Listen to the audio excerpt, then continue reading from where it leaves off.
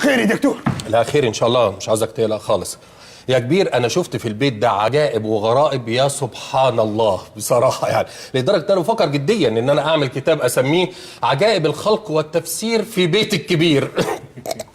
طب ايه قولك عاد ان انا ناوي اسبك الكتاب بتاعك ده بكتاب واسميه قواعد الضرب والتقطيع على قفا الدكتور ربيع. على العموم انا مش هرد عليك. كفايه كفايه قوي اللي انا اقوله لك دلوقتي. والوالده عندها ايه بالظبط؟ انا عايز اقول لك ان انا من ساعه ما سبت الوالده وانا نازل على السلم عمال افكر في صيغه معينه اقول لك بيها الخبر ده. يا ليه يا دكتور؟ هو ايه المرض ده اللي مخلي فشتك عايمك ده؟ شوف يا كبير، انا عايزك تمسك اعصابك، شد حيلك. استغفر الله العظيم. يا كبير امك حامل. يا بنت كريم يا رب عن مفزع الصغير. يا وجع مرمرم.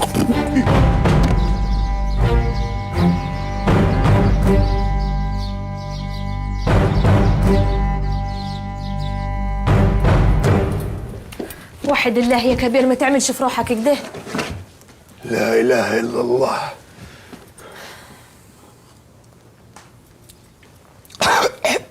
لا اله الا الله. عاوزاني اعرف ان امي حبله من الغفير بتاعي، لو ايه هتجيب مني اخ ليه وابقى عادي. ما هو كده ولا كده كان هيحصل، مش اتجوزت يبقى لازم تبقى حبله. مش لازم ولا حاجه، انا قلت خلاص الوليه بلغت من العمر عتيه وخلاص ما عندي عيال. لا يا كبير، فيه نسوان كتير قوي اكبر منيها ولسه بيضربوا عيال لحد دلوقتي. عندك مرت خالي مثلا كانت بتولد بنتها بتولد في الاوضه اللي جارها، يعني بنت خالي جالها اخت وحفيده في نفس ذات اللحظه. ايه اللي بتقوليه ده؟ ايه اللي بتقوليه؟ انا ناقصك انت كمان؟ ايه اللخبطه دي؟ عيلتكم كلها ما تعرفش مين اخو مين من ابو مين؟ ليه حق ابوك يجي ولا زهايمر؟ عمالك يا سمنتتي على اقل من مالك يا حبيبي. اي ظهري وجعني، ممكن تحط لي شلته ورا؟ انا فرحانه قوي يا فيزو. وانا كمان هطير من الفرح. الفرحه ما صيعنيش، اخيرا هتجيبي لي الواد اللي كنت احلم بيه.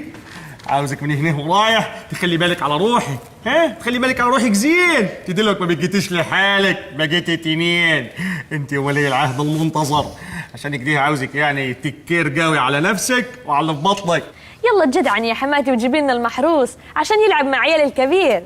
امال ايه؟ لازم يلعب معاهم، مش العتره وجوني دول هيقولوا لولدي يا عمي. صبرني يا رب.